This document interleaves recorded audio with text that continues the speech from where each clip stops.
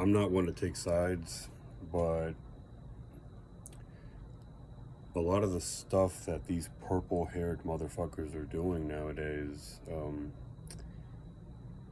they're doing it on the backs of maybe not the people that they're up against, the people that they're fighting, right? These hardcore conservatives, these extremists, maybe not on the backs, maybe not on their backs, but they're doing it on the backs of people who are at least reasonable, most of whom probably reside somewhere in the middle of the political spectrum, and as such are probably just as much of an enemy as the other guys.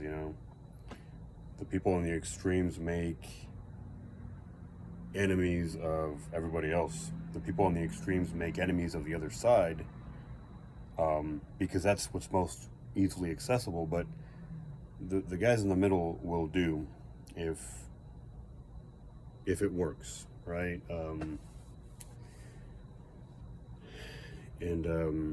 Well, that's not okay.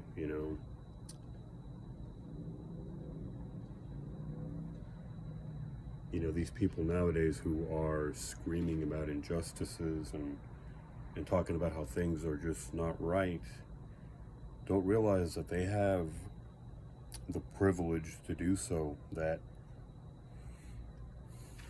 this is big. I'm trying not to unpack too much. I'm trying to keep it simple. They have the privilege to do so. A privilege that not everybody has. Not everybody in this world has. In this country we have it, and in a few others, but it's not a worldwide privilege to say whatever you want.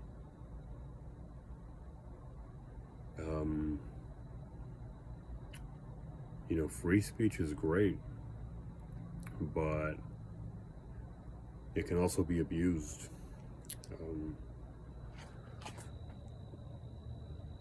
And it's funny that some of the same people who abuse that free speech, the very thing that they take advantage of in that abuse, I lisp, abuse, in that abuse, in the process of abusing it, they're actively trying to take it away from other people, which is ridiculous. It's child's play. It's childish behavior. Essentially the mentality is, let me say whatever I want, absolutely anything I want. But when people say things I don't like, that freedom doesn't apply. That free speech is not okay for anybody who isn't me, or the people that I'm friends with, or the people that I agree with. I'm not taking the other side either. Like I said, I'm not taking the other extreme. We got to be reasonable. Politics isn't a battlefield where you got to eliminate the enemy and just get rid of them. I think long ago we lost sight of the fact that the democratic system that we have been fortunate to have is supposed to welcome all comers, all sides. Generally it usually will tend to devolve into two parties. You're going to have two sides and everything in between, but both sides are supposed to be welcome, and you're going to have extremists on either end of the spectrum, but they're not supposed to be having a loud voice. Social media has changed that, unfortunately. Everybody gets to have a voice when maybe they shouldn't. You have two sides. Both sides are allowed to give their opinion. Again, the extremists aren't supposed to be given so much attention. The reasonable people on either side are supposed to come to the table and recognize, hey, you know what? I don't fully agree with you. I think this time your side is in the wrong, but I'm close enough to your side that I can respect what you're trying to do. But I still think you're wrong. I think we can come to the table, though. We can make something work. This time you're wrong. Tomorrow I may be wrong, and the tables are going to turn, and you're going to come talking to me that way. This is what happens when reasonable adult human beings have conversations, especially people in power. You know, those are the people that are supposed to be the real adults, the real grown-ups, you know, making the decisions, right? It's like the power of a parent, right? They're the ones that are expected to be grown up, not expecting their children to act like adults. You know, politicians, unfortunately, a lot of politicians today are underqualified. They are, sorry.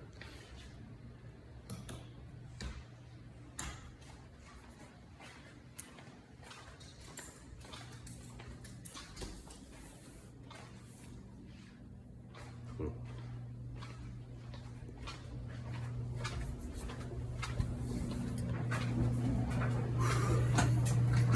All right.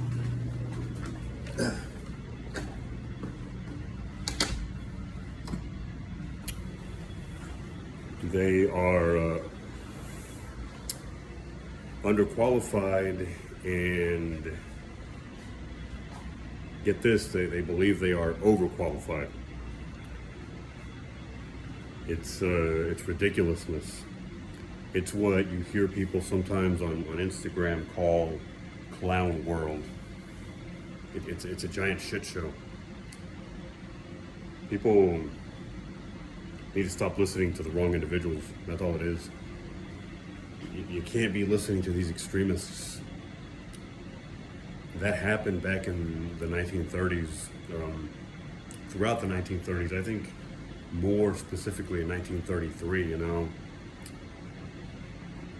I could be having these dates off a little bit wrong, but you know, this happened in the 1930s. You know, one guy who was just spewing hate and obscenities, he rose to power.